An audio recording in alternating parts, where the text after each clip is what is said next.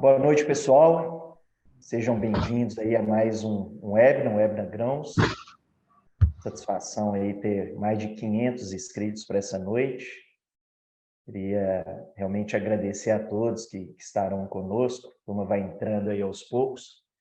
E agradecer a Franciele e ao Rodolfo pelo aceite do convite. Uma alegria, uma satisfação contar com vocês aí numa noite providencial, né? Pensando aí no momento do plantio da safrinha em várias regiões do Brasil. A gente acredita que nós vamos trazer realmente algo relevante aí para o mercado.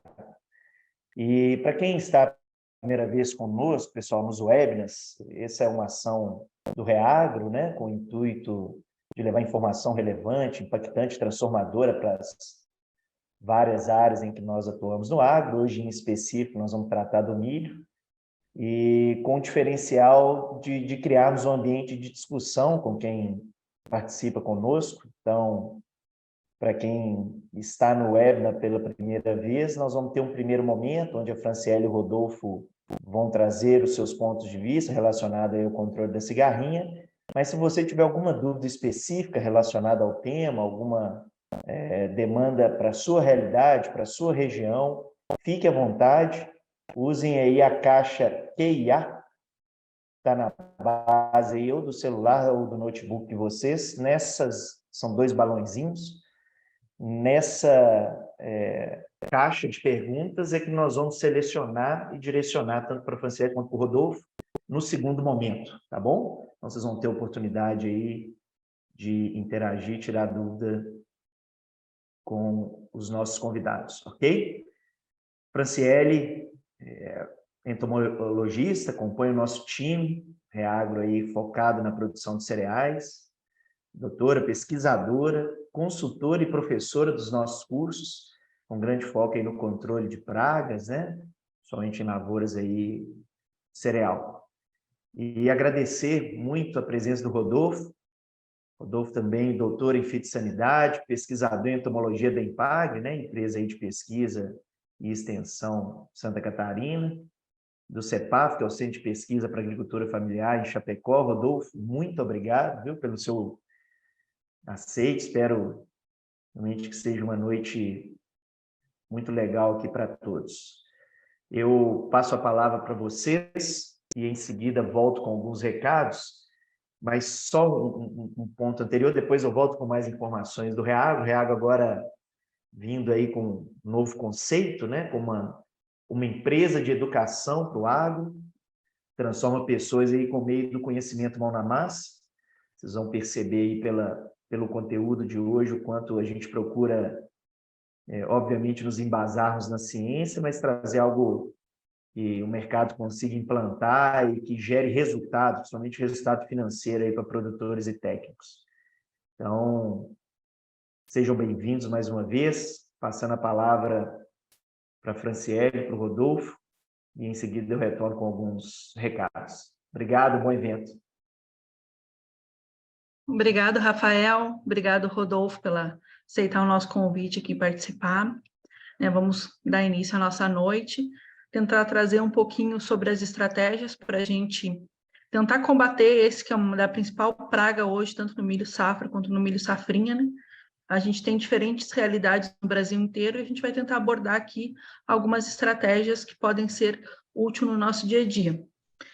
O Rodolfo ele vai começar com a apresentação e aí, posteriormente, depois eu irei finalizar. Obrigado, Rodolfo e Rafael. Então, primeiramente, gostaria de agradecer ao convite da Franciele para participar desse webinar, né? Franciele, que é uma amiga de longa data, aí desde do curso de pós-graduação lá na Universidade Federal de Pelotas. Então, é um prazer hoje estar compartilhando esse momento contigo, Franciele, da gente trazer um pouco de conhecimento aí para o manejo da cigarrinha do milho, que é um problema, vamos dizer, para algumas regiões bem atual, para outras convivem há mais tempo, mas é o que tem tirado o sono, né, dos produtores de milho. Então, acredito que eu já fui apresentado, né? Eu sou o Dr. Rodolfo Vargas Castilhos, pesquisador em entomologia lá na Ipagre, no Centro de Pesquisa para Agricultura Familiar. Centro de pesquisa este que está localizado em Chapecó, né? Nós temos uma área de 85 hectares, que compreende a área experimental e também a parte de laboratórios, né? Também a área de reserva. Então, estamos praticamente dentro da cidade de Chapecó, né? Nós temos esse refúgio aí para experimentação agrícola. Então, aqueles que ainda não conhecem Chapecó, não conhecem a EPAGRE, o dia que estiverem por Santa Catarina, são convidados a conhecer a nossa instituição de pesquisa. Então, pessoal, vamos dar início, né, falando um pouco desse inseto que é o nosso alvo de estudo hoje, que é a cigarrinha do milho, Daubolus maides, né? Para quem não conhece, é um inseto da ordem Hemiptera, família Cicadelidae, né, que são insetos sugadores, que se alimentam da seiva do floema das plantas. Mais especificamente, a cigarrinha do milho, ela tem como único hospedeiro plantas de milho, ou seja, ela só se alimenta, se abriga e se reproduz em plantas de milho. E seus ancestrais, Teocinto, Tripsaco, mas estes não têm uma relevância, vamos dizer, agrícola, né? Então, nós podemos dizer que a cigarrinha é um problema exclusivo do milho. Então, os adultos medem até 0,4 centímetros de comprimento, né? Tem essa coloração amarelada, pálida, quase um branquinho, parece um grão de arroz, e habitam preferencialmente o cartucho das plantas de milho, que é onde eles têm as folhas mais tenras, as folhas mais jovens, né? E essa região do cartucho também auxilia, né, para a cigarrinha se proteger de intempéries climáticas e inimigos naturais, outros predadores, enfim. A área de ocorrência natural da cigarrinha, ela é, vamos dizer, na América neotropical, né? Pega o sul dos Estados Unidos, México, América Central e boa parte da América do Sul. O centro de origem desse inseto, obviamente, é o México, mesmo o centro de origem do milho. E ele é um inseto que tem, por característica, uma grande capacidade de dispersão. Ele consegue voar ativamente, ou seja, com as suas próprias forças, gastando sua própria energia, de 20 a 30 quilômetros por dia. E a disseminação passiva com correntes de vento, há relatos de que esse inseto pode se dispersar por até 500 quilômetros, ou seja, regiões que não têm uma certa ocorrência de cigarrinha, devido a uma condição climática favorável, aí estão sujeitas a terem esse inseto migrando para as suas lavouras, né? Então, vamos falar um pouco do ciclo biológico, rapidamente, né? Um inseto hemimetábulo, ou seja, ele tem um ciclo chamado incompleto, né? E tem a fase de ovo, ninfa e adulto. A postura, os ovos são colocados endofiticamente dentro do tecido da folha, né? E abaixo da epiderme, normalmente na bainha, na nervura central da folha de milho. 8 a 11 dias leva para esses ovos ficarem maduros e eclodirem as ninfas. As ninfas têm, estágio ninfal dura 15 dias, dividido em 4 a 5 estágios ninfais, e o adulto pode viver de 45 até 70 dias. Além de ser um inseto que se dispersa bastante, ele é um inseto bastante fecundo. Uma fêmea pode ovipositar de 400 a 600 ovos, o que explica muito essas explosões populacionais que a gente tem, especialmente em milho de segunda safra, né? Nós vamos comentar mais adiante. Então, pessoal, aqui no nosso cenário de Santa Catarina, por exemplo, a cigarrinha tem ganhado muita atenção a partir da safra 2021. Porém, a cigarrinha não é um inseto que passou a ocorrer a partir dessa safra. Ela já ocorria nas lavouras de milho do sul do país, porém em níveis baixos, né? Vocês podem ver esse estudo do Pompioner, diz que na safra 16-17 nós tínhamos ausência de enfesamentos na região sul. Já sudeste e centro-oeste o problema já é mais sério. E um nível baixo de cigarrinhas, como vocês podem ver. Porém, já na safrinha, tivemos um aumento na população de cigarrinhas, nível médio de cigarrinhas, e já um nível baixo de enfesamentos.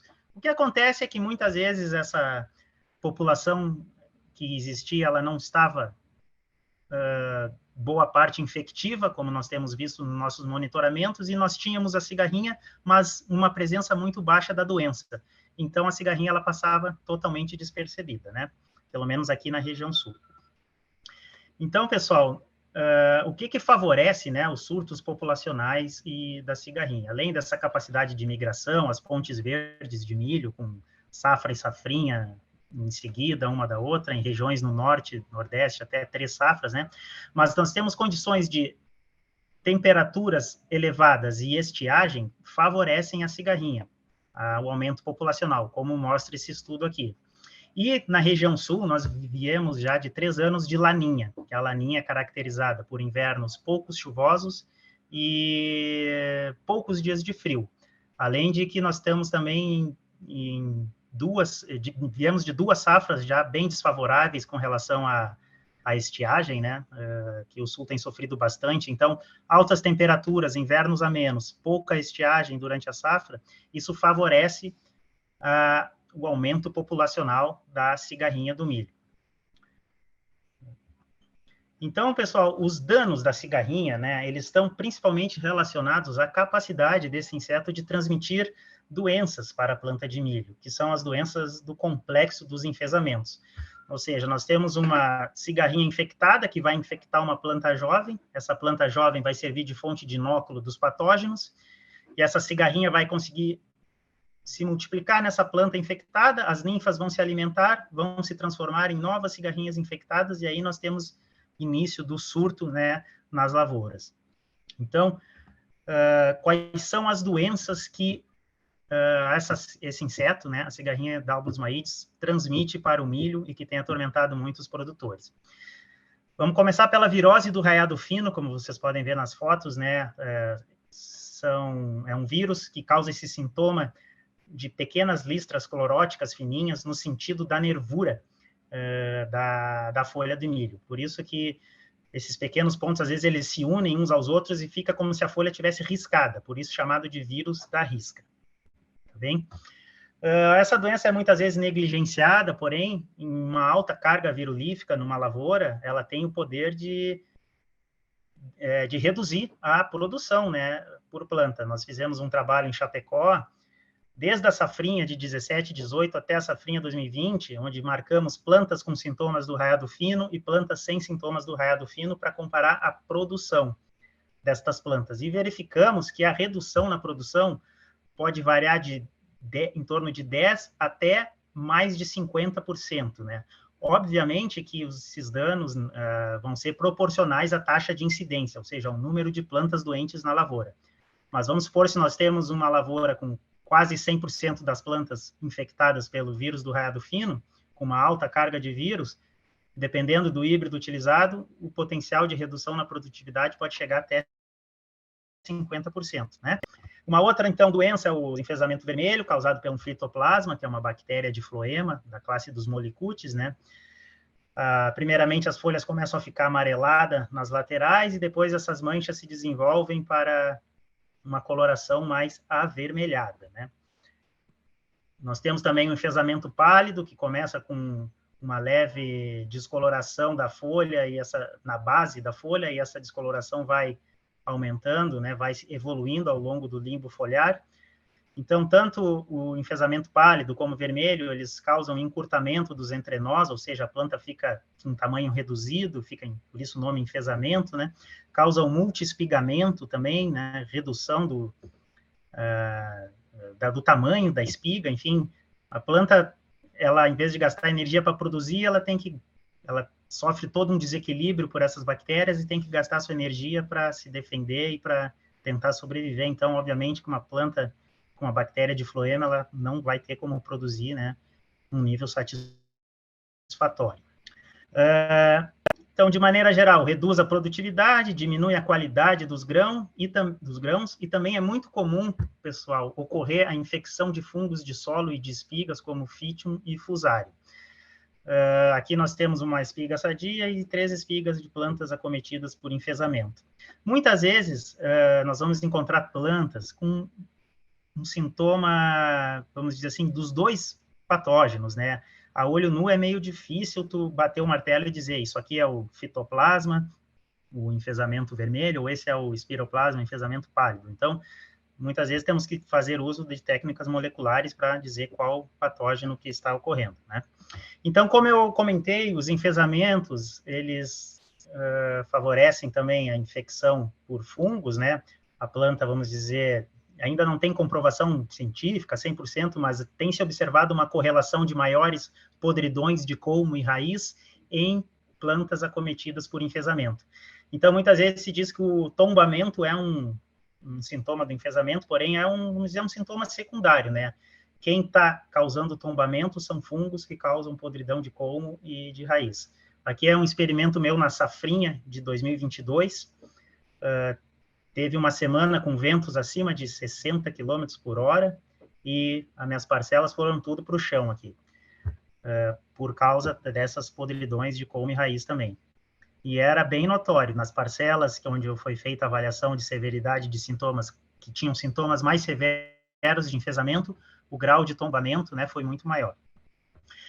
Então, pessoal, trago aqui um trabalho só para mostrar que o dano da cigarrinha é devido ao patógeno que ela consegue transmitir. Se a cigarrinha não está infectiva, não contém as bactérias e o vírus, ela, por si só, não reduz a produção de grãos por planta, a não ser que nós tenhamos uma superpopulação, né? Vamos dizer assim, 50 cigarrinhas por planta, né? Desde o estágio inicial, aí com certeza sim. Mas, por exemplo, esse trabalho do Tofanelli e Bedendo, eles infestaram plantas com até 9 insetos sadios, de criação de laboratório, que eles sabem que não tem os patógenos. E verificou-se que não houve diferença estatística na produção de grãos com relação a plantas não infestadas. Já a partir de um inseto, porém infectivo, que eles têm certeza que tem um patógeno, um inseto somente já deu diferença significativa na produção de grãos. Então, isso mostra que o principal fator é o patógeno associado e não a sucção de seiva por si só da cigarrinha. E se não bastasse, pessoal, essas 3 doenças, mais recentemente, né, foi constatado que a cigarrinha consegue transmitir um 4º patógeno, que é o mastrevírus, ou seja, o vírus do mosaico estriado. É um vírus da classe dos mastrevírus. Esse trabalho foi publicado em 2022, causa esses sintomas que vocês podem ver nas plantas, como se fosse um mosaico. Porém, a transmissão desse vírus ela é persistente e não propagativa. O que quer dizer não propagativa? O vírus não se propaga no inseto. Ele não consegue se multiplicar no inseto vetor. Então, o inseto vai ter uma carga de vírus, vai transmitir e vai acabar esse vírus. Então, por isso que a transmissão decai ao longo do tempo, né? Já os outros patógenos, não. A cigarrinha, tanto os molicutes como o vírus do raiado fino, a cigarrinha, enquanto estiver viva, ela tem o mesmo potencial de transmissão. Já, então, esse vírus do mosaico estriado é uma nova descoberta aí, porém, não tem um potencial de ser tão danoso, assim como os enfesamentos e o vírus da risca, exatamente por essa questão de não ser propagativo. Então, pessoal, os sintomas dos enfesamentos, eles vão se expressar mais fortemente na fase reprodutiva, né? Muitas vezes a gente vê um avermelhamento de folhas, um estágio muito inicial, dificilmente vai ser enfesamento, pode ser uma deficiência aí de fósforo, potássio, enfim, deficiência de magnésio também causa sintomas parecidos, mas quando é no estágio inicial, normalmente não é enfesamento, tá? O enfesamento, ele ocorre a partir do final do vegetativo, início do reprodutivo, que os sintomas se expressam mais fortemente. Vai depender muito da cultivar de milho utilizada, existem híbridos que respondem de uma maneira, outros de outra, né, uma variabilidade genética entre os materiais, então cada material vai ter uma resposta com relação aos sintomas do enfesamento, vai depender do estágio que a planta foi infectada, se a planta foi infectada em V3, V4, isso vai dar mais tempo para os vírus se propagarem, se multiplicarem na planta e o sintoma vai ser mais severo. Já se a planta for infectada ali em V12, por exemplo, final do vegetativo, esses sintomas já não vão ser mais tão severos, pois não vai ter tanto tempo assim para a multiplicação desses vírus. E as condições ambientais também influenciam, né? Temperaturas mais elevadas favorecem a replicação dos vírus e bactérias na planta, então, quanto mais elevadas as temperaturas, além de favorecer a cigarrinha, como eu mostrei anteriormente, favorece também os vírus no hospedeiro. Então, pessoal, só para vocês terem uma noção aqui, não precisamos se ater a conceitos, mas o tempo de aquisição, ou seja, quanto tempo uma cigarrinha precisa se alimentar para adquirir esses patógenos, né? 1 a 2 horas para as bactérias do enfesamento e até 6 horas para o vírus da risca, ou seja, em até 6 horas se alimentando numa planta infectada, a cigarrinha consegue adquirir já os 3 patógenos, né? Vai ter um tempo de latência e depois ela vai ter que se alimentar numa planta sadia. Para as bactérias dos enfesamentos, 1 hora se alimentando e meia hora para o enfesamento pálido já basta para infectar uma nova planta. Já o vírus da risca necessita um tempo maior de alimentação, 8 horas. Então, isso mostra, né, que qualquer descuido aí na nossa lavoura, quando temos uma população alta, 1 ou 2 dias sem aplicar aí, já é tempo suficiente para ter uma disseminação muito grande desses patógenos na lavoura. Então, pessoal, como eu comentei anteriormente, é bom a gente saber o que é uma planta hospedeira. É uma planta em que o inseto consegue se abrigar, se alimentar e se reproduzir, se multiplicar. Então, no Brasil, nós temos somente o milho. Plantas abrigo são plantas em que elas conseguem se abrigar e conseguem se alimentar por algum período. E nós temos como plantas abrigo gramíneas, né? Gramíneas espontâneas ou pastagens, cereais de inverno, enfim, que servem de abrigo para estes insetos, até que um novo plantio do milho venha a surgir e eles possam migrar. Então, isso já é provado por alguns trabalhos que a cigarrinha consegue sobreviver durante algum tempo nesses cereais de inverno, porém ela não consegue se multiplicar. Então, quais são, pessoal, as possíveis estratégias de sobrevivência na entre-safra, né, desse inseto? Se ele só se multiplica em milho, como é que ele sobrevive na entre-safra? Uma estratégia é migração, seja por seu voo ativo ou correntes de vento, né, para novas áreas onde tem milho. A sobrevivência no milho guacho, que é aquele milho involuntário, né, que sobra na nossa lavoura devido ao mau manejo. Esse milho guacho serve de abrigo para a cigarrinha e também de fonte de inóculo dos patógenos, ou nessas plantas abrigo, nessas gramíneas, né, que ela consegue se abrigar, a se alimentar por um período até ir para uma outra área onde tem milho. Então, pessoal, é muito importante a gente reconhecer, né, também a cigarrinha do milho. Não é somente o Dalbolus maides que vai ocorrer numa lavoura. Possivelmente outros insetos, outros cicaderídeos vão ser encontrados, né? Então é muito importante a gente saber se é realmente a cigarrinha. A cigarrinha ela é facilmente identificada por essas 2 manchas negras na cabeça, entre os olhos compostos. Então, nesse esquema aqui, percebe-se que a cigarrinha pode ser identificada por esta característica, tá bem? Então, vamos agora falar um pouco sobre o manejo, né? O manejo tem que estar baseado no velho conceito do MIP, que é o manejo integrado de pragas, e o MIP vai servir como se fosse um abrigo, uma proteção para o nosso milho, né? Contra a cigarrinha do milho. E para esse MIP ter sucesso, não ruir, não ir por água abaixo, nós temos alguns pilares que a gente tem que respeitar. Porém, para a cigarrinha, por ser um inseto vetor de doenças, alguns desses pilares a gente não leva tão em conta como insetos, como o manejo do MIP clássico, né, para insetos onde nós temos um nível de controle estabelecido. Pois a cigarrinha, por ser inseto vetor, um inseto somente já justifica medidas de controle.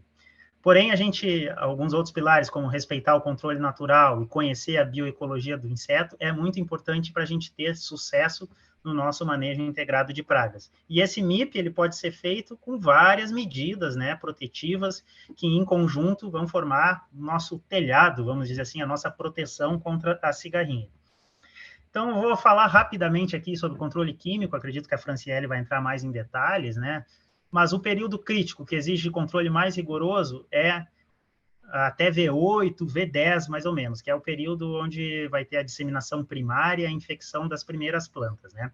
Como eu comentei antes, quanto mais cedo a planta for infectada, mais severo vai ser o sintoma. Então, é muito importante a gente proteger a nossa lavoura no estágio vegetativo, e nós temos também um período supercrítico, que é até o V5, né? Que o pessoal também comenta. Então, o que é recomendado? É primordial, né, fazer o tratamento de sementes com inseticidas neonicotinoides, maioria dos híbridos aí de alto potencial produtivo dessas empresas já vem com TSI, que é o tratamento de sementes industrial, e isso confere uma proteção de até 15, 20 dias, pessoal, porém, o tratamento de sementes isoladamente por si só não é suficiente para conter a cigarrinha em uma condição de alta infestação. Muitas vezes é necessária pulverização pós-emergente, né, com inseticidas registrados, e aí nós temos diversos grupos químicos, alguns em mistura, alguns produtos em mistura, né, que estão disponíveis aí para a gente fazer esse controle. Numa consulta no Agrofit, 20 dias atrás, foi constatado 41 produtos comerciais registrados no Ministério da Agricultura para o controle da cigarrinha. Então, pessoal, constatada a presença, deve-se entrar com as primeiras pulverizações já no milho palito, logo após a emergência, e deve-se seguir monitorando e vendo que a cigarrinha persiste. A cada 5, 7 dias, recomenda-se uma nova aplicação, principalmente nesse período crítico aí que eu comentei. Aqui nesta tabela tem-se os inseticidas registrados, o nome comercial, o ingrediente ativo e as dosagens recomendadas, né, para controle da cigarrinha. Depois vocês podem ver mais com calma nesta publicação, que eu vou deixar o link para vocês no final da apresentação. Então, aqui só um esquema que ilustra bem o controle químico, né? É muito importante fazer o tratamento de sementes e já aliar as primeiras pulverizações após a emergência do milho. Isso pode ser feito visando o controle não só da cigarrinha, mas também do percevejo barriga verde, né, que é uma importante praga inicial da cultura do milho. Além do controle químico, obviamente, algumas boas práticas, como a eliminação do milho tiguera, que nós vamos comentar mais adiante. É muito importante, então, verificar as condições de aplicação, né, um bom volume de cauda, não inferior a 200 litros por hectare, bico-leque, né, se o milho já está num estágio um pouquinho mais avançado, de repente aumentar o volume de cauda para ter uma maior penetração no cartucho, que é a zona da planta que a cigarrinha habita, né? E para produtos microbiológicos, também nós temos uma condição especial que eu vou comentar mais adiante. Então, agora, falando do biológico, então, nós temos 50 formulações comerciais à base de Bovéria bassiana, que é um fungo entomopatogênico, para o controle de Dalbus maides, e nós temos uma, se eu não me engano, uma formulação comercial à base do fungo Isaria fumosoroseae. Esses fungos entomopatogênicos, eles se multiplicam na lavoura, né, conseguem infectar a cigarrinha, eles se multiplicam no corpo do inseto, conseguem perfurar a epiderme, atingir a hemolinfa, e esse fungo ele consegue se dispersar na lavoura e causa como se fosse uma epidemia, né, fúngica para a população de cigarrinha. Porém, para esses produtos terem sucesso, é muito importante a gente atentar para condições de umidade e também de temperatura. De nada adianta eu aplicar produtos à base de fungos entomopatogênicos no sol do meio-dia, com temperatura acima de 30 graus, né, com umidade muito baixa. Esses fungos não vão sobreviver, eles não vão se multiplicar. Nós temos que ter condições de temperatura amena, de 25 graus para baixo, e uma umidade mínima de 70%. Então, o ideal é, no fim de tarde, fazer essa aplicação, principalmente em dias nublados, quando se tem uma previsão de chuva para daqui a 1, 2 dias, assim, então, faz a aplicação dos produtos biológicos. Além desses fungos que eu comentei, tem-se formulações à base de uma bactéria, uma combinação de bactérias, né, Pseudomonas fluorescens e Pseudomonas chloroapsis, também com registro no Agrofit, né, vocês podem consultar depois, se tiverem curiosidade. E alguns inimigos naturais, né, que ocorrem espontaneamente nas lavouras, foram identificados já por Souza e colaboradores, um fungo Metarrhizium brasiliense e um outro fungo Baticoa, do gênero Baticoa, que também infectam cigarrinhas do milho, além de parasitoides de ovos da cigarrinha, e de ninfas também, né, como principalmente da família Trichogrammatide, né? São microparasitoides que podem auxiliar no controle biológico. Porém, nas condições atuais de infestação que nós temos vendo aí nas principais regiões produtoras, nós não temos como contar somente com essa ação natural, né, desses insetos e fungos, enfim. Então, pessoal, uma outra tática de manejo que pode ser utilizada no MIP, além do controle biológico e químico que eu comentei, é o uso de cultivares resistentes ou tolerantes, né? Aqui, essa foto ilustra bem um ensaio que foi feito na cidade de Campos Novos, bem quando surgiu primeira safra crítica ali para a cigarrinha. O colega pesquisador de Campos Novos tem um ensaio de cultivares e ele percebeu esses sintomas que ele nunca tinha visto antes, né? Daí nós fomos lá avaliar e aproveitamos para, então, fazer uma avaliação dessas cultivares, como elas têm respondido ao enfesamento. E aqui fica muito claro, né? Uma parcela com a cultivar tolerante e outra parcela uma cultivar suscetível. Olhem a diferença de altura, diferença na coloração das folhas, né? Aqui sem mancha nenhuma, aqui com as folhas todas manchadas. Então, pessoal, é muito importante, né, dentro de um manejo integrado de pragas, para este inseto, fazer o uso dessas cultivares quando se tem conhecimento e disponibilidade, né? Obviamente que a resposta das cultivares vai variar de um local para outro, vai depender, né, da variação genética, até mesmo dos patógenos, tem uma variabilidade genética. Então, o que a gente tem para o Rio Grande do Sul, por exemplo, pode não ser exatamente o que vai acontecer em Minas Gerais, né? Então, isso são estudos muito regionalizados. Então, foram atribuídos notas de sintoma que vai de 1 a 6, né? 1, ausência de sintomas, e 6, plantas com morte precoce, né? E foi verificado o quê? Que, vamos pegar aqui e focar só nos transgênicos, né? Que teve uma diferença mais clara. Essa linha mostra a escala de notas de 0 a 6. Percebe-se que, para as cultivares com nota de severidade de enfesamento entre 1 e 2, nós tivemos produtividades maiores, e já aquelas cultivares com uma severidade de enfesamento, com notas entre 4 e 5, né, a produtividade foi bem menor. Então, mostrando que há uma correlação aí positiva entre a severidade dos sintomas e a produção das plantas. Esse trabalho foi publicado na Revista Brasileira de Milho Sorgo, pelo nosso grupo de pesquisa aqui no ano passado.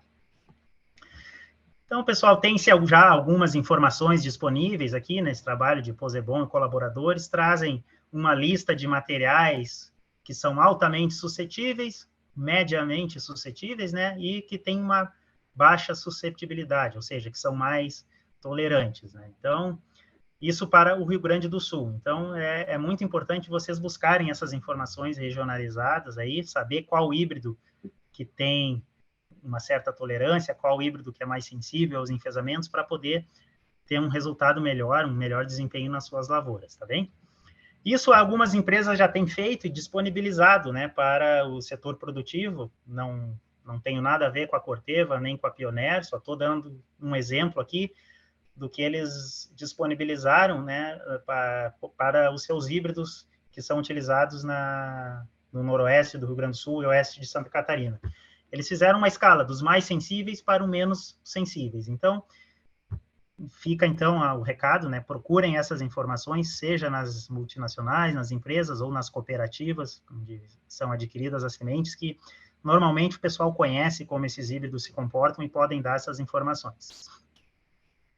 Então, além de controle químico, biológico, uso de cultivares tolerantes, nós temos outras práticas culturais, como sincronizar e reduzir a janela de semeadura, ou seja, nós vamos evitar uma disparidade entre lavouras velhas e novas, né? Vamos ter lavouras tudo da mesma idade, ou idades parecidas, assim a gente vai conseguir diluir a população da cigarrinha dentro dessa área mais homogênea, né?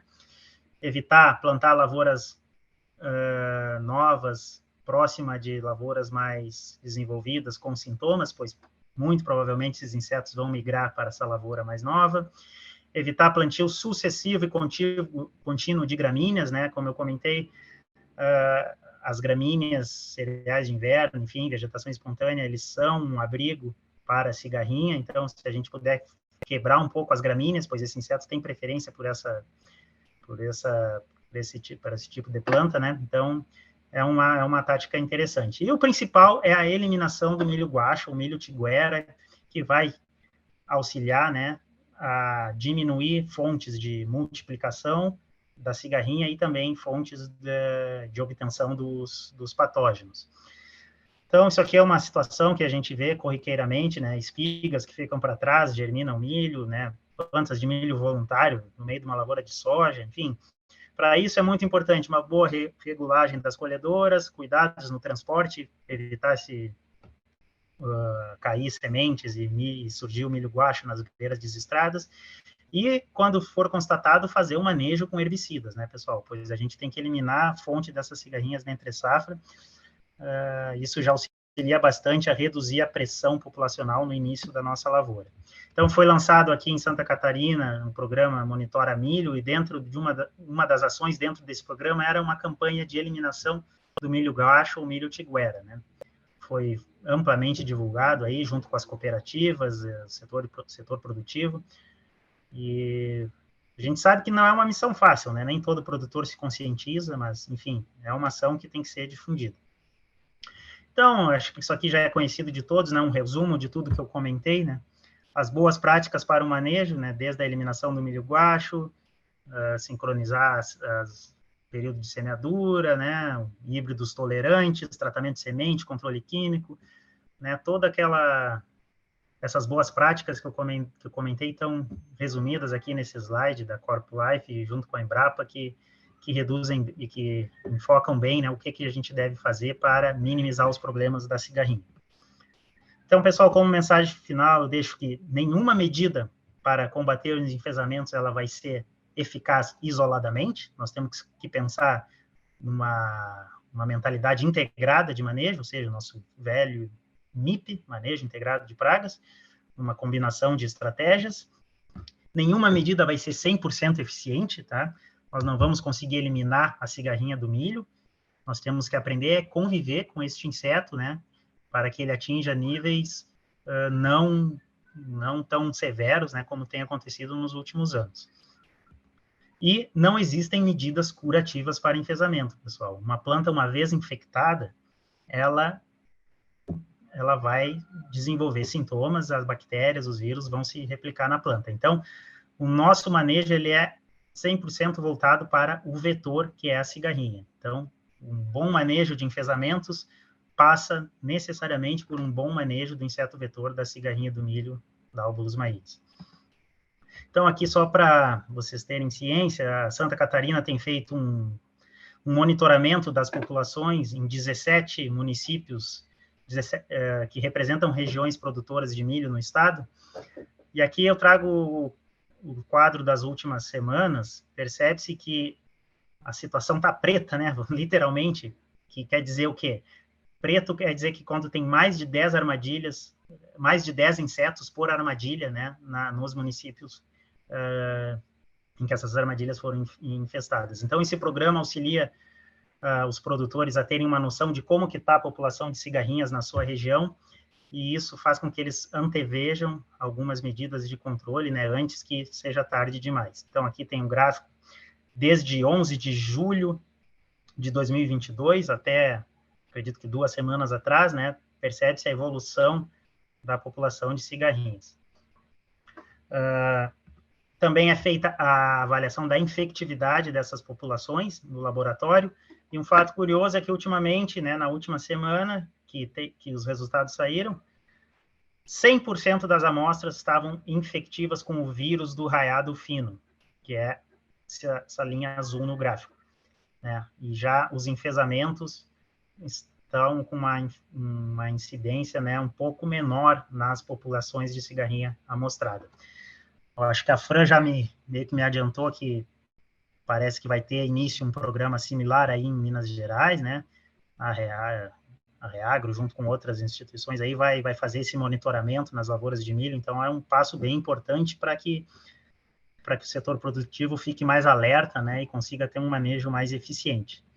Pessoal, como recomendação de leitura, né? Eu deixo para vocês aqui a cartilha que foi lançada pela Epagre, o manejo da cigarrinha do milho, da Albulus maíz, né? Tem disponível gratuitamente nesse link que está nesse slide aqui, posso colocar no chat ali depois. Então, fica o convite para vocês lerem esta publicação, que ali engloba todas essas boas práticas que eu comentei nesta palestra. Mais uma vez, agradeço a atenção, ao convite, e passo a palavra agora para a moderação, para a Franciele. Muito obrigado. Eu que agradeço, Rodolfo. Muito obrigado, né, por ter colocado essa parte técnica, né? A gente sabe que a Epagre esteve à frente, né? Quando se começou a pensar em cigarrinha, os primeiros resultados que a gente teve é da Epagre, e esse programa Monitora Cigarrinha, né, é um programa de sucesso no Brasil inteiro. Eu vou dar continuidade, pessoal, falando, né, eu não vou repetir tudo que o Rodolfo falou, e eu vou ser mais pontual, né? A gente listou aqui a webinar como 5 estratégias para a gente diminuir a perda econômica na lavoura, né? Então, vai ser mais ou menos esse o foco do trabalho. Eu vou compartilhar aqui com vocês, né? Antes da gente continuar aqui, pessoal, eu até gostaria de ressaltar alguns pontos que o Rodolfo comentou ali, que é extremamente importante sobre a cigarrinha, né? Que é a questão de que o vírus da risca, ele pode causar até 50% da diminuição da perda de produtividade. Muita gente fala dos enfesamentos, do enfesamento pálido, do enfesamento vermelho, e eu vejo que pouco se fala do enfesamento do vírus da risca, né? Então, ele causa danos tão significativos quanto os enfesamentos, né? Então, a gente não pode deixar, achar que a lavoura não está com risco só porque eu tenho uma maior quantidade de vírus da risca. E a outra questão também, né, é a questão do descobrimento, que agora nós temos 4 vírus, né? O Rodolfo comentou, tem um vírus a mais agora que a cigarrinha está presente, né, causando doenças. E o fato que nem toda cigarrinha ela está contaminada. Porém, a gente tem que, quando olhar para ela, deduzir que ela está contaminada, porque a gente não sabe se ela está ou não, né? Porque a gente tem aquele período de aquisição, período de inoculação e o período de retenção, né? E lá o Rodolfo mostrou, pessoal, que é em torno de até 42 dias, por exemplo, o enfesamento vermelho pode ficar dentro, né, retido ali no inseto. Então, isso, né, é o que a gente fala de inseto com alto potencial biótico, né? Esse é o grande problema da cigarrinha do milho. E aqui, isso que o Rodolfo comentou, né? Por que é um inseto que dá muito surto populacional? Por que ele é altamente prolífero, né? Aqui é um cálculo muito básico que eu fiz, né? Nem está levando em consideração os fatores ecológicos. Mas se fosse uma fêmea, ela colocaria até 600 ovos, pensando numa taxa de viabilidade de 70, isso daria 420 adultos. Esses 420 adultos, se a gente considerasse que 70% seria fêmea, poderia chegar a 294 fêmeas, que daria em torno de 176 mil adultos. Então, aqui, ó, nos primeiros 26 dias, eu poderia ter até 940 fêmeas. E 52 dias, eu chegaria num número de 176 mil adultos, o que é muito, né? Se a gente pensar que pode voar, né, migrar até aqueles 500 km que o Rodolfo comentou. E aqui é algum dado assim, ó, no milho, e ele tem 120 dias, com uma temperatura média de 26 graus, a gente poderia chegar até 6 gerações da praga, né? Essas gerações se sobrepondo. Isso poderia dar uma média de 190 milhões. Então, assim, a gente não sabe se a cigarrinha está contaminada ou não, porém, a chance da gente ter cigarrinha contaminada é muito.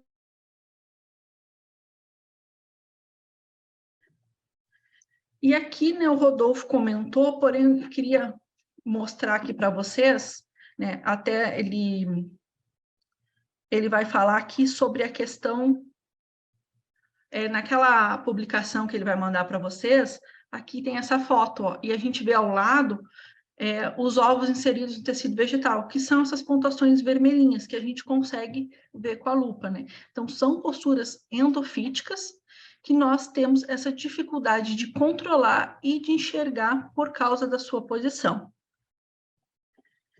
Então, agora a gente falamos um pouquinho, né, da biologia, falamos um pouco sobre essa parte de identificação e essa parte de caracteres mais taxonômicos, a gente vai chegar agora no ponto-chave desse webinar, né? Que é a gente citar esses pontos de controle. Né? O primeiro seria essa amostragem, monitoramento, a gente fazer esse monitoramento não só, né, quando está, né, ali na presença do milho, mas a gente ter armadilhas antes disso para a gente estar preparado, né, com a presença dela. Questão da janela de plantio, uma janela de plantio adequada do milho, né, evitar plantio escalonados, eliminação de plantas tigueras, cultivares tolerantes e controle químico e biológico.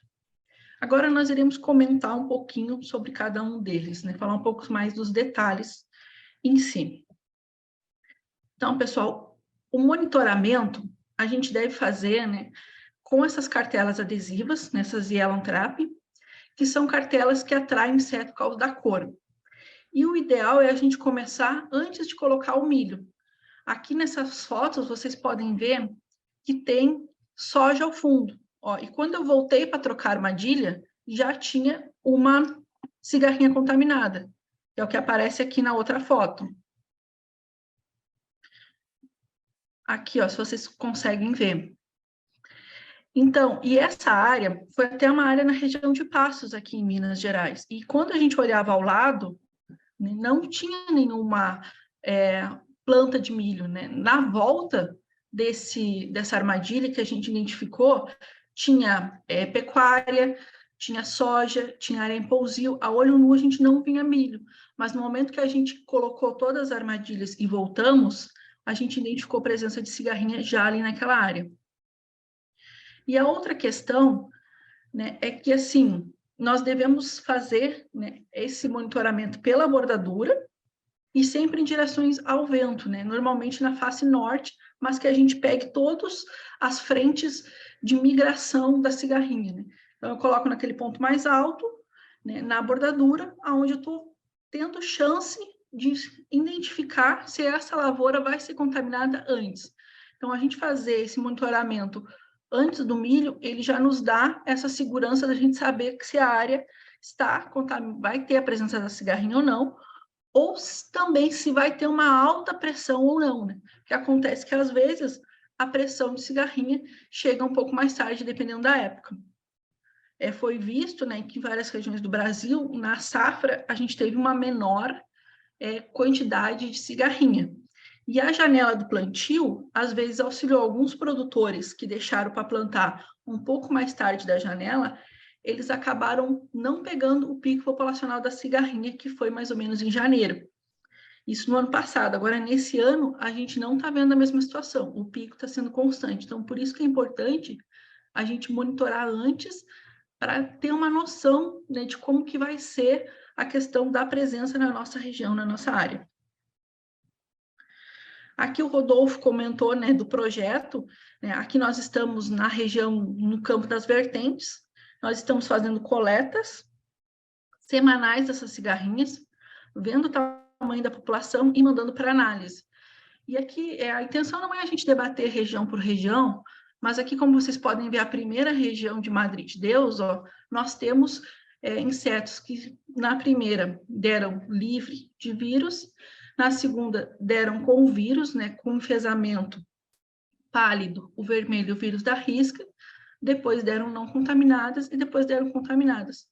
O que é normal, né, pessoal? Pelo que a gente já viu aqui, da função da dispersão e da função, né, daquele período de aquisição e de latência, a gente encontra esses cenários na mesma área, variando conforme a semana. E aqui, em questão do monitoramento, né, o Rodolfo comentou sobre como que a gente identifica essas plantas, né? O enfesamento vermelho e o enfesamento pálido.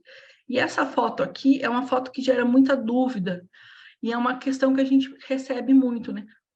Como diferenciar o enfesamento vermelho de uma deficiência de fósforo, né? Nesta foto aqui, ela é deficiência de fósforo. Por que a gente consegue identificar que é a presença de fósforo e não da cigarrinha, né? Não enfesamento? O primeiro é por causa né, da questão da planta, né, essa planta que é uma planta jovem, então a deficiência a gente vê no início, e os enfesamentos a gente vai ver só no período reprodutivo. E outra questão que a gente tem que ficar atento é na função da dispersão, né? Quando a gente tem o enfesamento, a gente vê que os sintomas, eles começam da borda para dentro da lavoura, porque é onde o inseto, né? O inseto, ele vem da borda para dentro, então a gente vê a borda mais enfesada do que o dentro, né? E quando a gente tem uma deficiência, essa deficiência, ela é mais generalizada dentro da área, né? Ela não é que nem um enfesamento. O enfesamento, ele ocorre devido à dispersão do inseto, né? Então, é por isso que é importante a gente caracterizar. Então, no enfesamento, a gente vai ver, né, os sintomas no período reprodutivo. Eu consigo visualizar, ali a partir de V4, V5, o vírus das plantas estão atacado e não. Então, no período vegetativo, eu consigo identificar, eu consigo ver a questão do enfesamento. Então, é sempre importante a gente fazer aquela análise das cartelas, e além da gente fazer as cartelas, a gente olhar planta por planta também, né? A gente fazer alguns pontos para ver a população nas plantas, né? Se está alta ou se ela está baixa. Por que é importante a gente ver essa população nas plantas, né? Porque além da gente ter essa perda de produtividade por causa dos enfesamentos, a gente tem o problema de fumagina, né? A fumagina, ela é devido, né, ao coneidil, a mela que secreta a cigarrinha. E essa fumagina, ela recobre a área fotossintética para a planta e causa perda de área fotossintética, que gera perda de produção. Aqui, pessoal, nessa foto, é só para a gente identificar a questão do enfesamento, para comparar com o que a gente viu ali do deficiência de fósforo, né? Ó, a gente tem as plantas começando pela bordadura e depois entrando na área. Aqui são plantas que elas já estão também com sintoma de doenças, né? E como o Rodolfo comentou, né, as plantas que são atacadas por os enfesamentos, elas tendem a ter mais doenças. E aqui é a fumagina, ó, pessoal. Então, assim, a pergunta que a gente mais ouve falar, né, em questão assim, tá, eu preciso controlar só por causa dos vírus, né, a partir do V8, a partir do V5 ali, que é o período crítico, eu posso deixar de não controlar a cigarrinha? Né? Essa é uma pergunta muito comum. E a resposta é não, né? Ela é não por causa deste dano indireto, que é o dano da fumagina, e também para a gente diminuir a população ao longo do ciclo. Então, são dois danos que a gente tem que cuidar em relação à cigarrinha, porque nessa última safra aconteceu bastante em áreas que não foi manejada a questão da cigarrinha. Aqui a eliminação de plantas tigueras, né, pessoal, como o Rodolfo comentou, aqui a gente vê na foto, ó, da direita, uma lavoura de soja, onde a gente já tem a presença do milho tiguera com o raiado fino e com o enfesamento pálido, né? Então, aqui já é uma fonte de inóculo. E isso aqui é a situação bem comum, ó. Nós começamos a instalar armadilhas na soja, muito milho tiguera, né? O pessoal colhia soja, já plantava um milho, né, na sequência, o milho emergia e já emergia com cigarrinhas infectivas que vinham desses milhos tigueras.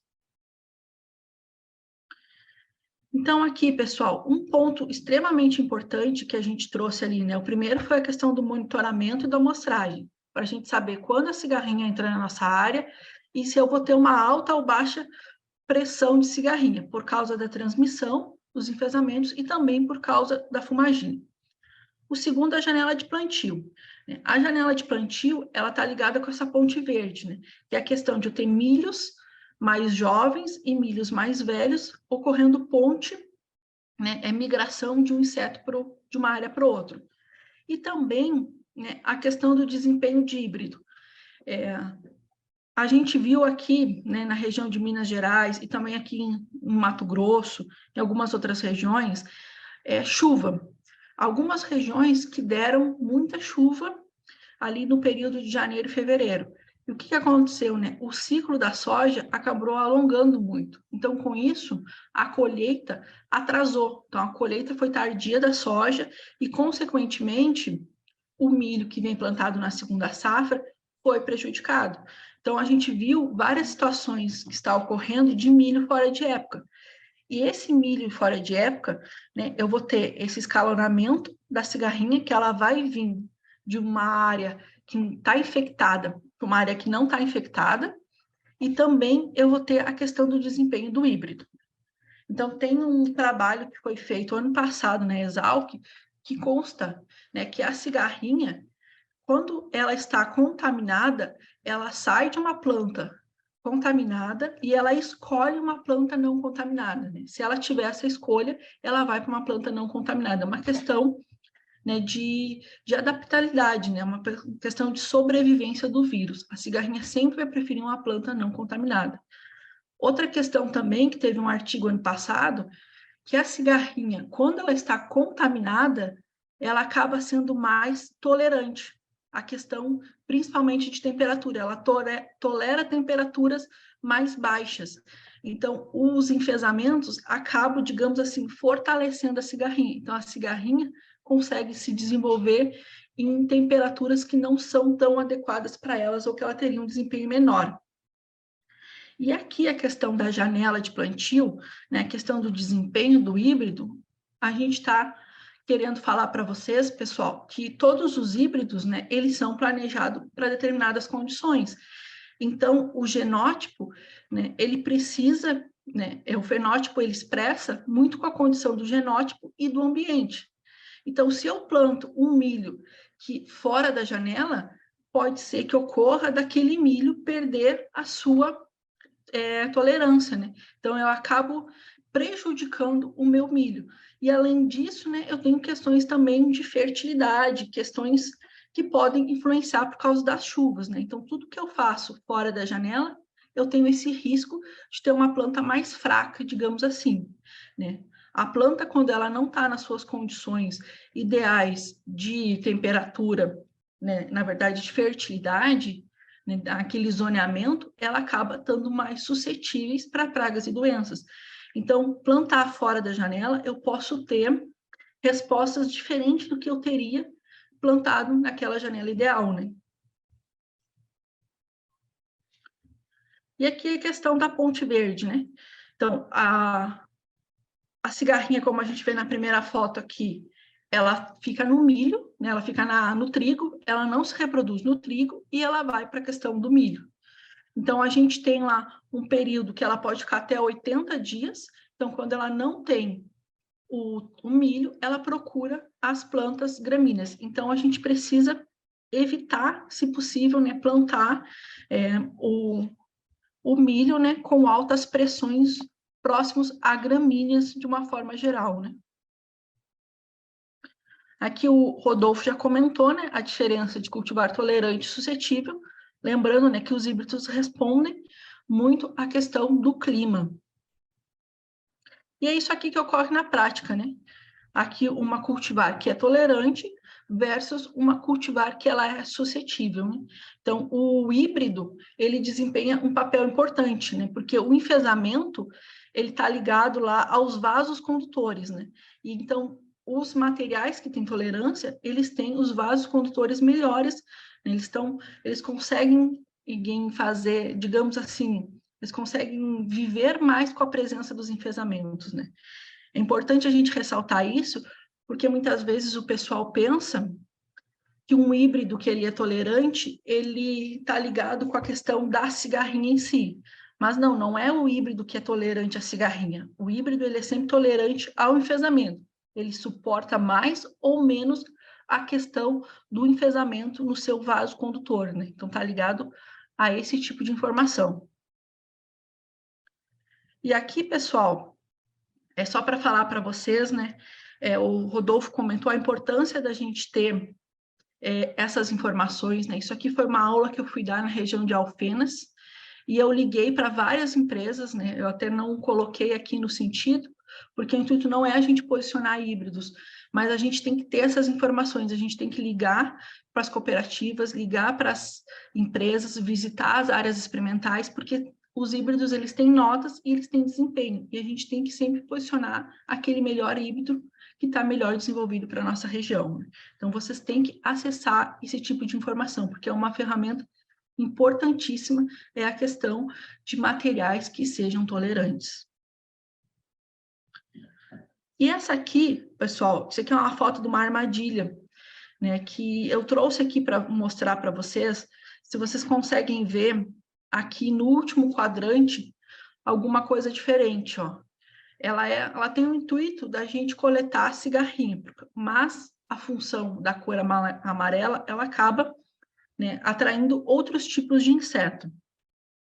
E aqui nesse quadrante do meio, a gente pode ver a postura do percevejo barriga verde. Então, por que eu mostro isso aqui para vocês, né? Que é para a gente entender a cigarrinha do milho. A gente tem outros insetos que causam danos na cultura do milho. E a gente precisa pensar nesse posicionamento da cigarrinha, não de uma forma isolada, mas dentro do sistema. E dentro do sistema, eu tenho da emergência até V5, o período crítico para o percevejo barriga verde. Eu tenho da emergência até V8, o período crítico para emergência, né, para a ocorrência de cigarrinha. Então, eu preciso pensar nesses dois controles de uma forma simultânea para mim otimizar tanto o meu custo quanto o operacional, né? Isso é aquilo que a gente fala, a medida do manejo integrado de pragas, quando eu racionalizo uma tomada de decisão. Então, como que eu vou fazer esse meu posicionamento em relação a essas pragas, né? Eu tenho ali no início o percevejo barriga verde, né? Principalmente que ele vem da soja, então ele já começa na emergência, ele fica na palhada, ele começa a perfurar o colo da planta. E depois nós temos os pulgões, né? Que eles começam a partir ali de V5, V6, dependendo da região, dependendo da pressão. O período crítico dos pulgões é em VT, né? É antes do pré-pendão. E os pulgões, né, eles causam falta de granação e eles podem também transmitir o vírus do mosaico. E como que nós vamos posicionar dentro do manejo, né?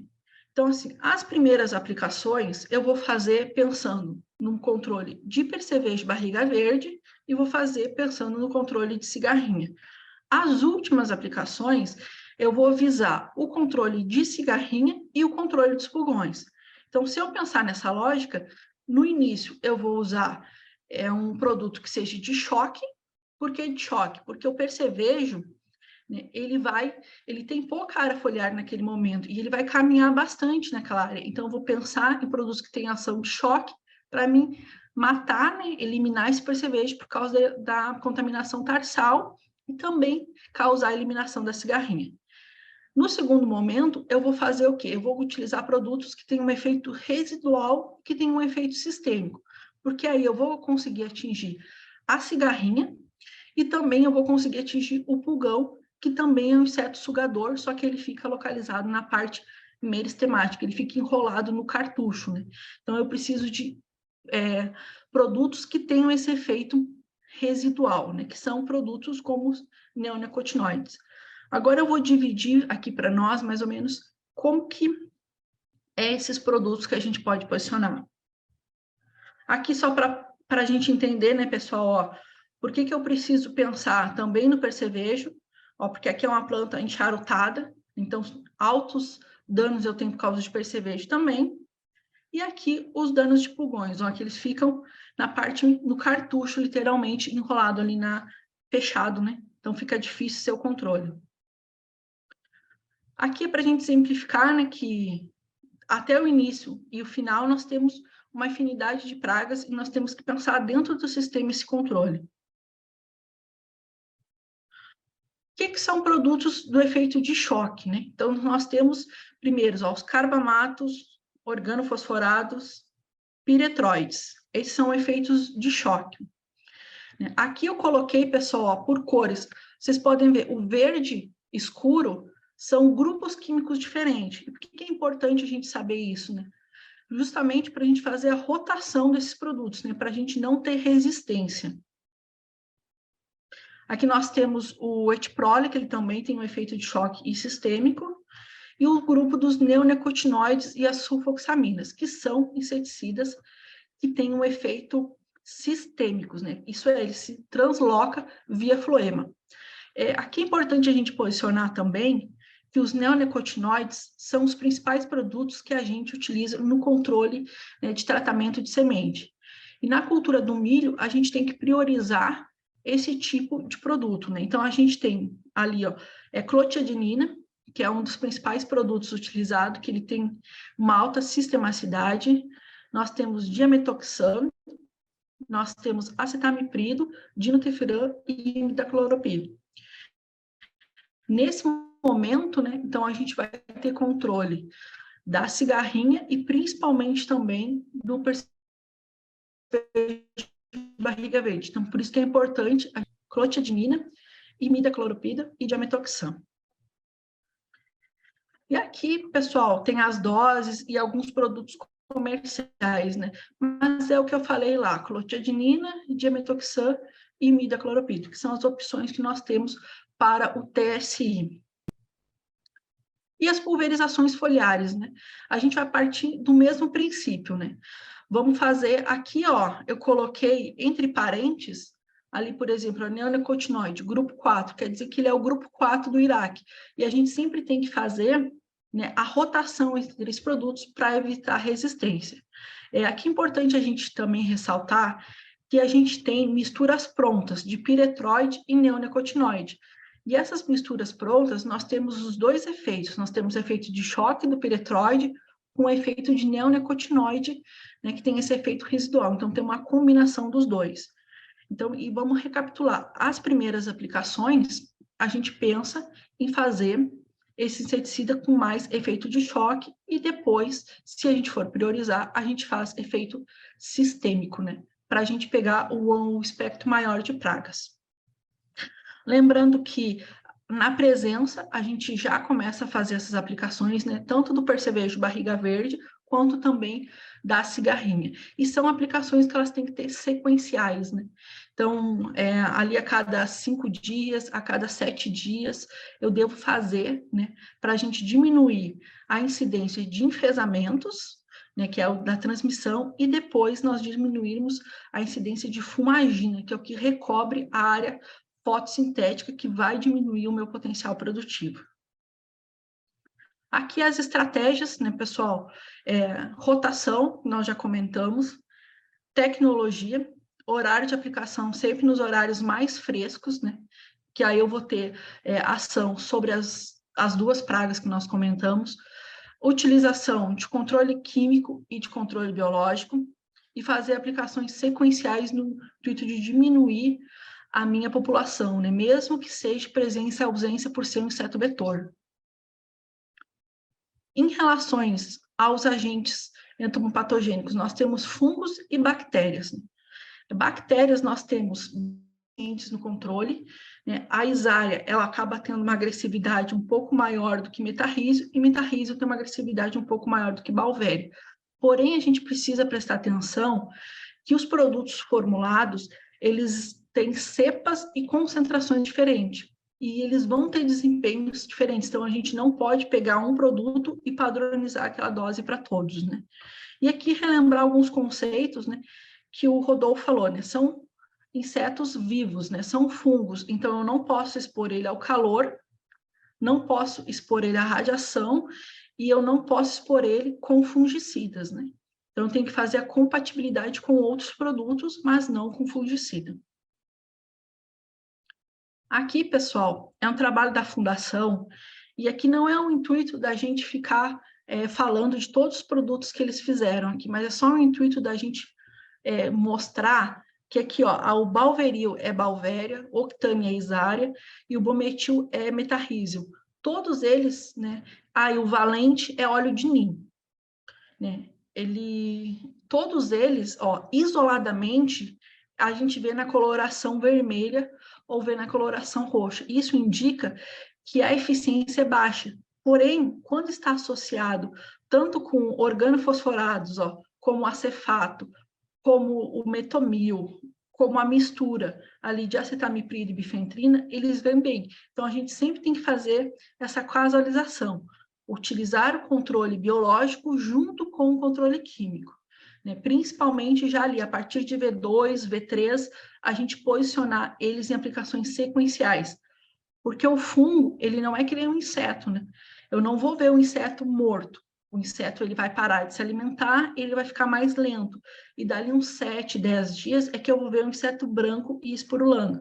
Então, eu, quando posiciono esse tipo de produto, eu preciso ter essa paciência, né, para ver que o inseto, ele diminuiu a sua atividade, mas não que ele morreu naquele momento. Ele não é que nem o químico que ele dá aquela morte na hora, né, que o inseto morre, que muitas vezes é isso que o produtor fica um pouco ansioso, querendo ver isso no controle biológico, e isso não ocorre, né? Então, a gente tem que, digamos assim, ensinar o produtor nesse sentido, né? Porque senão ele pode vir a se frustrar com essas informações. E aqui, pessoal, eu peguei algumas bulas, só para colocar para vocês, ó, que existe cepa e existe concentração. Então, os produtos, né, eles não são iguais, né, não tem essa padronização entre as empresas. Então, o que eu preciso fazer é conferir a cepa e conferir a questão da concentração de conídeos. Outro fator também, né, é a utilização de produtos que a gente chama de indutores de resistência.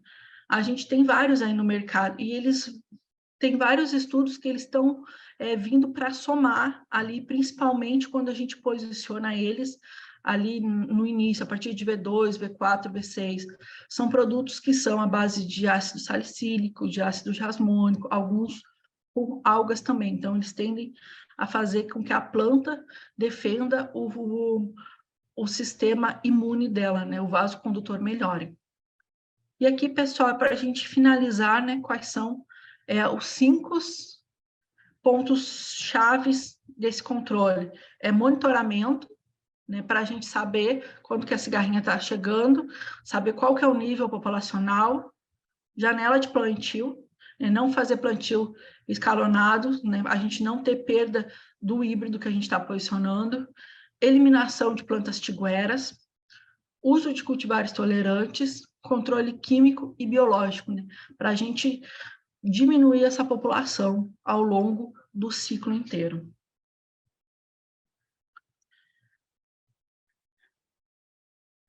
Então, pessoal, da minha parte, era isso, né?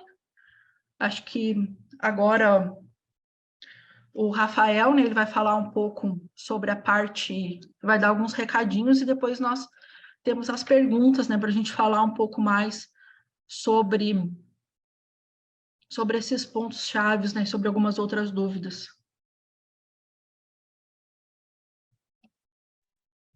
Perfeito, Franciele. Muito obrigado, parabéns a você, o Rodolfo.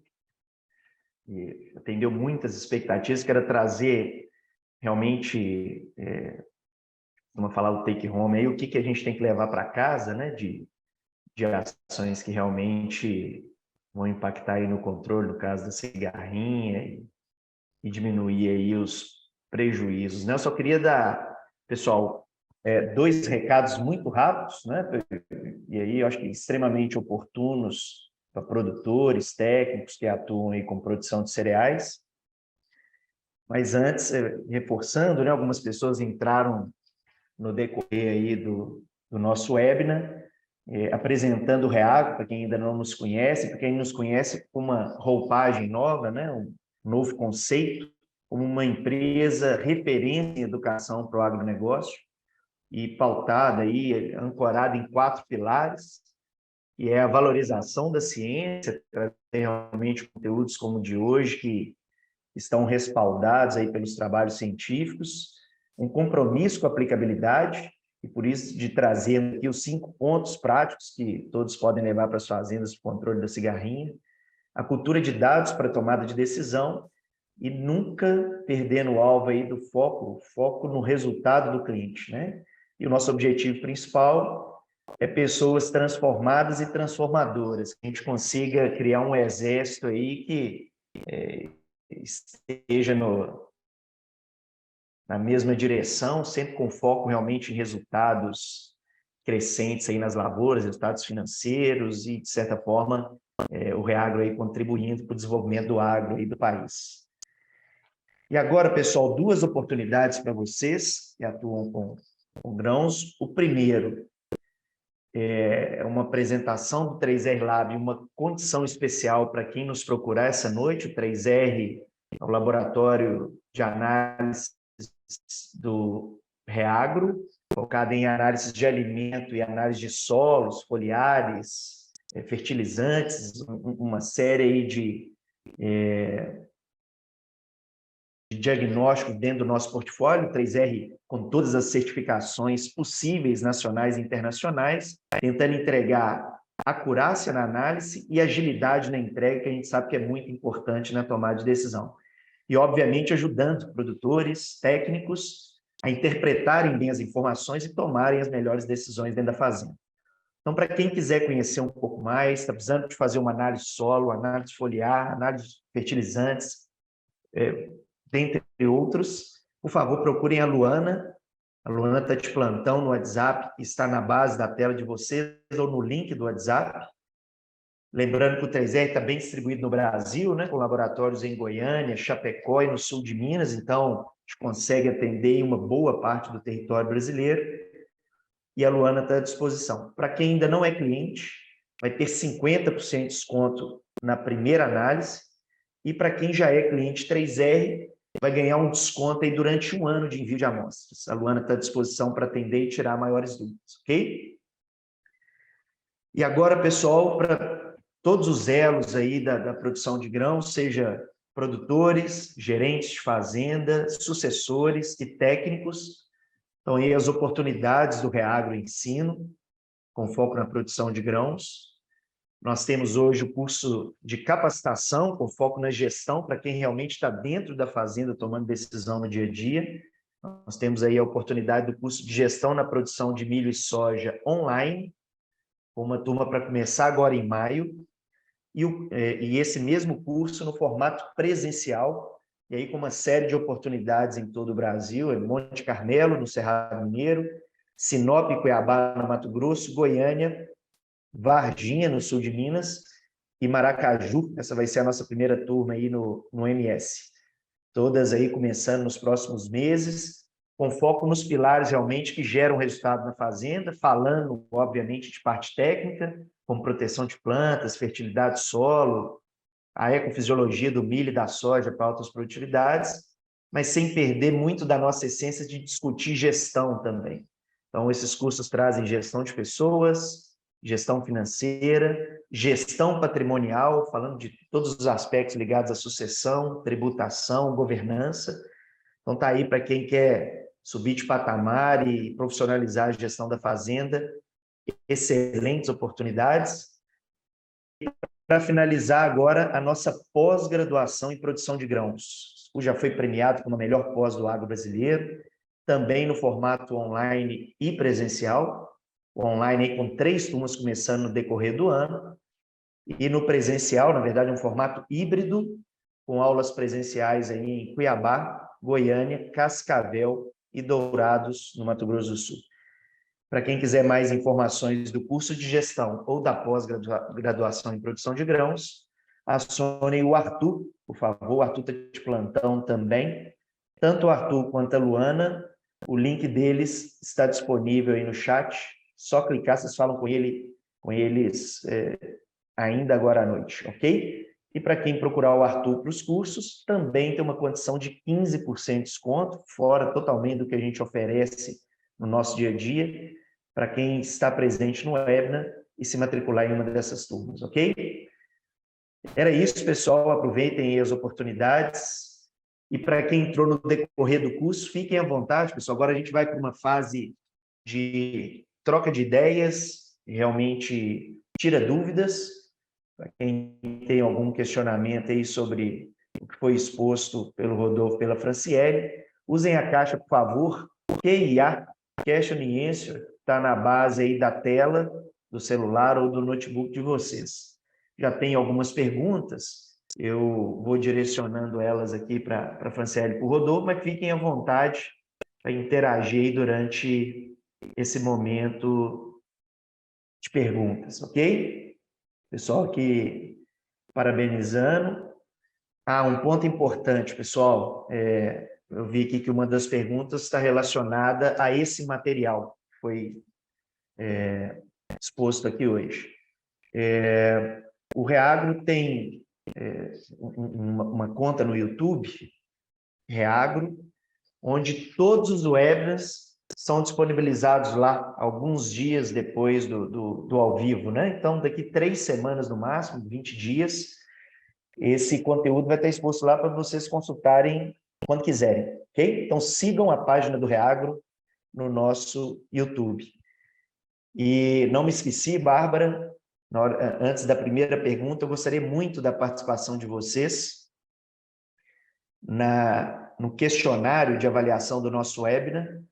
Em poucos segundos, vocês nos ajudam aí com feedback e pontos de melhoria para os nossos eventos online, ok? Então, vamos lá para as perguntas. Professor, uma pergunta aqui do Júlio César, perguntando para o milho silagem, se o controle seria com produtos biológicos. Está perguntando se exclusivamente com biológicos, né? Então, Rafael e Júlio, a gente não divide esse controle devido à aptidão do milho, né? Então, não tem um controle diferente para o milho silagem ou para o milho grão, né? O controle ele é o mesmo porque os danos são o mesmo. Eu posso ter o mesmo tipo de prejuízo, tanto para grãos quanto para silagem. Então, eu devo fazer o controle exatamente da mesma maneira, com a mesma ferramenta. O que nós devemos pensar, né, é na relação do custo. Então, eu dei uma lista de produtos ali. Então, os produtores, eles devem, né, fazer aquela rotação de produtos conforme o custo deles. Né? Mas, sim, deve-se usar o químico e, de preferência, o químico com o biológico. Positivo. Tem uma pergunta que está aqui no chat, eu vou usá-la, pode ser dúvida dos demais. A pergunta do Robson Machado. Como é que estão as pesquisas em relação aos testes químicos, como, por exemplo, a abamectina, entre outros? E, Rodolfo, fique à vontade também, ok? Sim.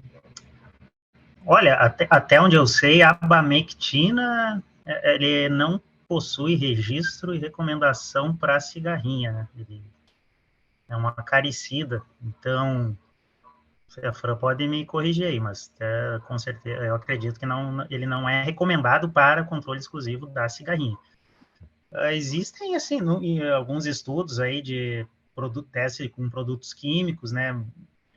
Mas mais no sentido de verificar a sua compatibilidade com alguns produtos biológicos, né? Todos esses inseticidas que já são registrados no mapa para a cigarrinha Dalbos maíz já tiveram sua eficácia comprovada, né? Alguns têm um modo de ação mais de choque, outros mais demorado, enfim, acho que a Franciele explicou muito bem isso aí. Mas os estudos, eles estão, pelo menos aqui na Epagre, estão mais voltados para a questão da compatibilidade com biológicos. E na abamectina, nesse caso específico, ele não possui registro para Dalbos. Não, a abamectina, né? A abamectina, ele não tem registro, né? E pelo que a gente vê na prática, né, eu vejo muita, porque a entomologia acaba que o pessoal acaba testando um pouco de tudo a campo, né? A gente vê pessoas testando, usando outros produtos com alvo distinto, como, por exemplo, piriproxifem, que, teoricamente, ele é usado para mosca branca, então teria algum efeito sobre sugadores, como é a cigarrinha. Porém, no mapa, e ainda não tem bula para esse tipo de produto. Então, a gente está vendo, assim, a campo, uma movimentação de piriproxifem, de clofenapir, mas não de abamectina. E acredito que ele não deve seguir essa linha, até porque são produtos muito específicos para ácaro. E no momento que a gente pega um produto que é muito específico para algo, a gente não vai ter opção depois. Então, é um produto que eu vou utilizar, né, para ácaro, eu posso depois ter resistência para ácaro e começar a não fazer efeito com a abamectina por causa da utilização em outros fins. Então, não é uma opção viável dentro do sistema, né? Pelo que a gente tem visto aqui na prática. Perfeito.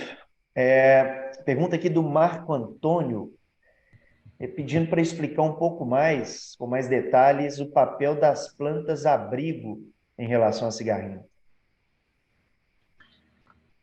Então, as plantas abrigo, como eu comentei ali, são plantas em que a cigarrinha vai conseguir sobreviver temporariamente, ou seja, após a senescência do milho, ela vai migrar para essas plantas abrigo, que são normalmente gramíneas, né? E ela consegue se alimentar por algum período ali e sobreviver até que elas migrem para outras lavouras de milho.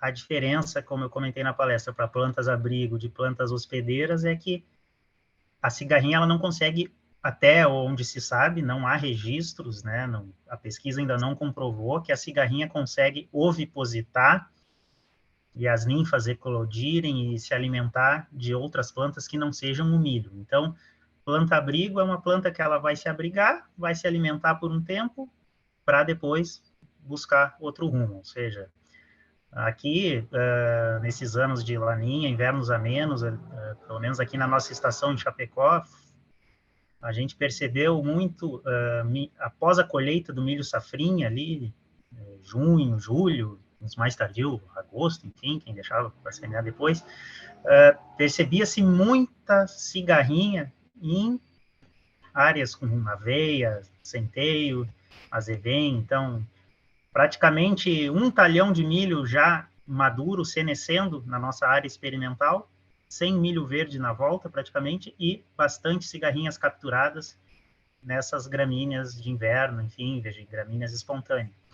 Então, elas estavam ali se alimentando temporariamente. Essa é a função da planta abrigo. Eu concordo muito com o Rodolfo e acho que é algo que o Rodolfo ressaltou muito bem, não tem estudos ainda, e são estudos que necessitam de estudar biologia e o comportamento. Por mais que a gente olhe uma gramínea e ela tem, não quer dizer que aquela população conseguiu ficar viável o ciclo inteiro ali. Então é importante a gente entender isso, porque tem muita gente fazendo terrorismo aí dizendo que ela está se reproduzindo em braquiária, que ela está se reproduzindo em trigo e se reproduzindo em várias outras gramíneas. Até o momento a gente não tem essa informação ainda. Perfeito, Franciele, Rodolfo. Agora a pergunta do Gustavo Teixeira. A partir de quantas cigarrinhas presentes na armadilha recomenda a entrada para controle? Essa deixa para a Franciele responder. Inseto vetor, pessoal, é a partir de uma cigarrinha. No momento que eu tenho a presença do inseto, porque a olho nu eu não sei se o inseto está contaminado ou não, eu já devo entrar com controle. O que eu comentei lá, né? O período crítico é até V8, porém, a gente sempre tem que tentar manter a população baixa para evitar a fumagina e para diminuir esse ciclo, para tentar quebrar esse ciclo para a próxima cultura. Para que, digamos assim, para que termine o milho e ela não vá para o trigo, para a planta hospedeira, né? Para a planta abrigo. Mas a partir de uma cigarrinha. É presença ou ausência, né? Como né, fala, como a gente não sabe se a gente tivesse 100% de certeza que a população não contém o patógeno, aí talvez seria da pesquisa determinar uma população que fosse o nível de controle, mas como a Fran disse, tendo uma cigarrinha infectiva, já é motivo para controle. Muito bom. Algumas pessoas, pelo nível da conversa, continuam perguntando aqui sobre a disponibilização dessa live, desse webinar, tá, pessoal? Daqui 3 semanas, esse é o prazo aproximado, ele está disponível no nosso YouTube. Então, se vocês quiserem entrar e acionar as notificações, toda vez que a gente postar material, e tem material toda semana, vocês serão avisados em tempo real aí da disponibilização desse webinar, ok? O link do YouTube, da nossa página, está no chat aí, a Bárbara está compartilhando com vocês, ok?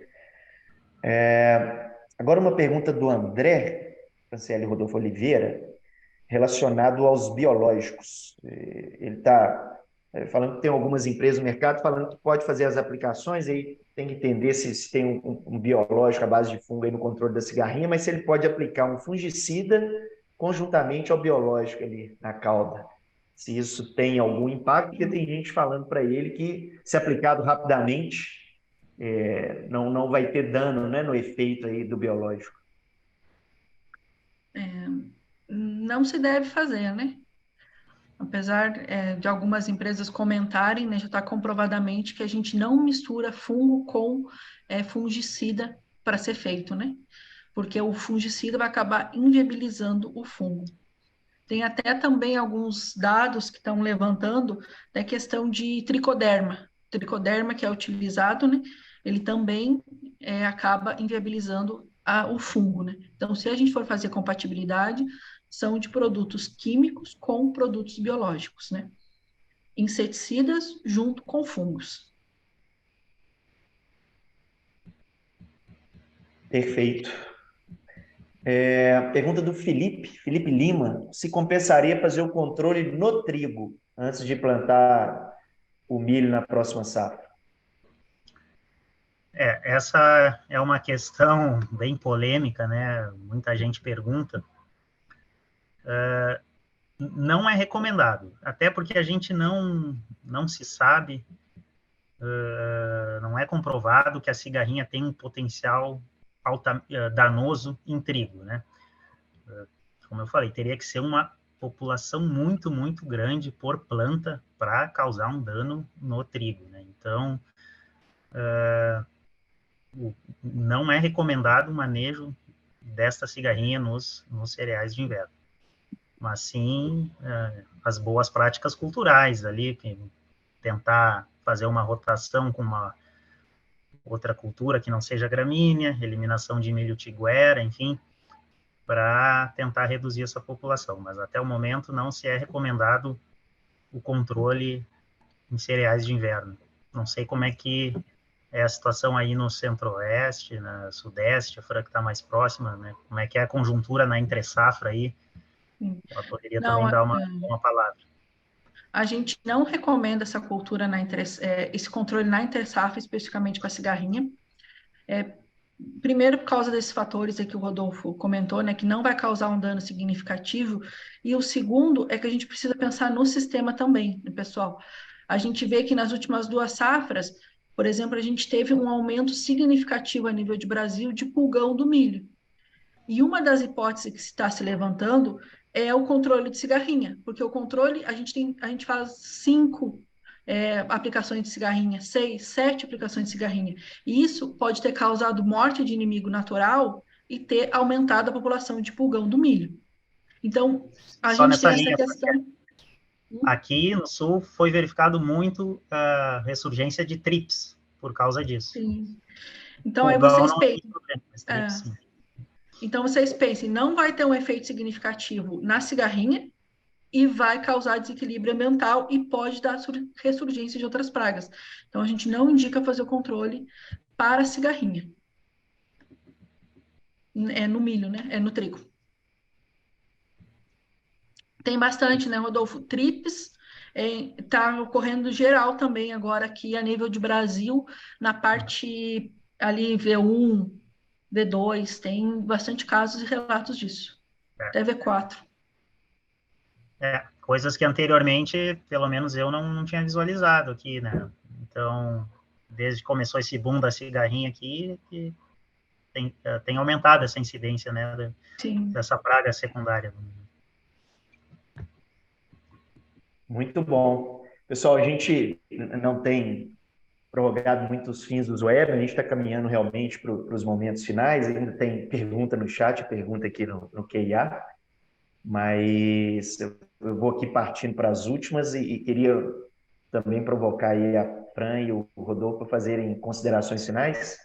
Mas tem uma pergunta aqui do John, ele falando que muitas vezes falta informação no produtor de híbridos mais tolerantes, e ele está no oeste de Santa Catarina, né? Tá perto aí do Rodolfo. Onde que ele encontra essas informações? Onde vocês sugerem que produtores, técnicos tenham as informações aí de híbridos tolerantes?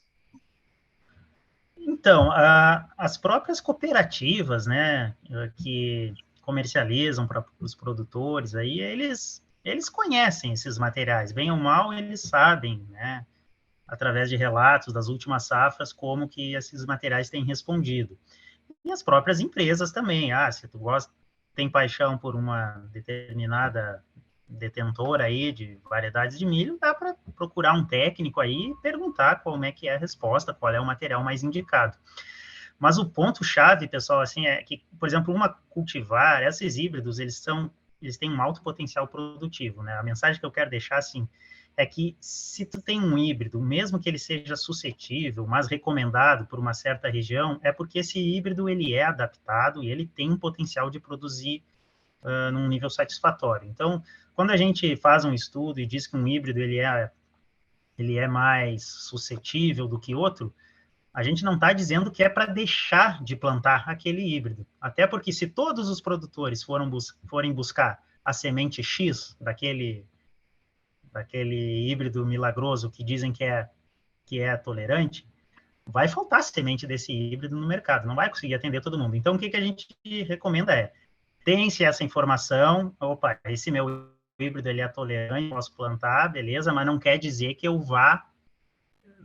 não vá necessitar de um manejo, né? Ele não é imune, ele é tolerante, mas se eu deixar a coisa degringolar, não vai adiantar nada. E, ao mesmo tempo, não quer dizer que aquele híbrido que tem uma maior suscetibilidade, que ele não deva ser plantado. Ele pode ser cultivado, porém, com um manejo adequado, ele tem todas as condições de produzir em nível satisfatório, né? Então, mas com certeza, nas próprias cooperativas, nas empresas, na literatura científica, aí, na minha própria apresentação, já citei 2 trabalhos científicos que mostram resultados, então, informação tem, é só ir atrás.